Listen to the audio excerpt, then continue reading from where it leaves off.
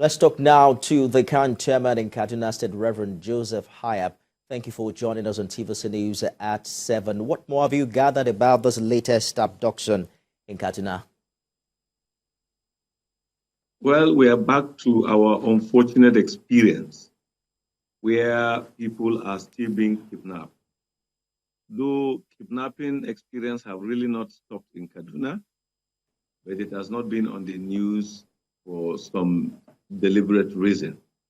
In the past 3 weeks, 3 of our pastors, one in Kujama, one in Woningura, and one also in Kajuru, were kidnapped. The fact is that 2 weeks ago, a pastor, Pastor Nerimi or Reverend Nerimi, was shot dead, and his wife and others were taken away. Then now we come back to this Kachia kidnapping that we are hearing stories about. Just as you heard, there is no clear confirmation of what and how many people are involved, but it is true that there was a kidnap incident. So we are back to our days of fear. We are back to our days of anxiety. We are back to our days of now negotiating with bandits. We are back to our days of now being afraid of terrorists. And you ask this question, where are these bandits coming out from? Because we've been told that they have been dislodged or they have been dispelled out of the bush. So where are they coming from? That means they probably just hid for some time. And now that the coast is clear, they are back to terrorize us once more.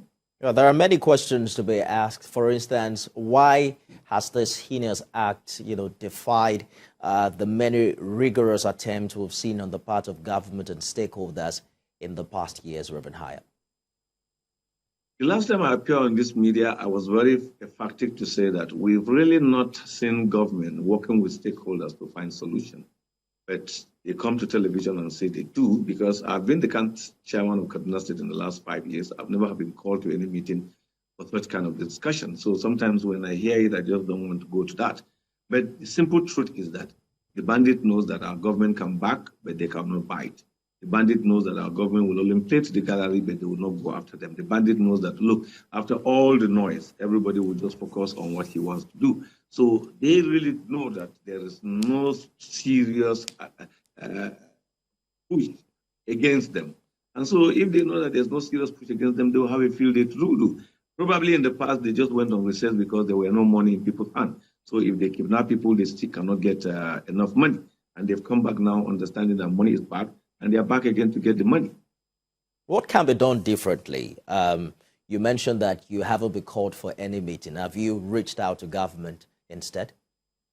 You see, security is not a one-man business. Security is not an exclusive business of those in uniform or those who are in the security forces.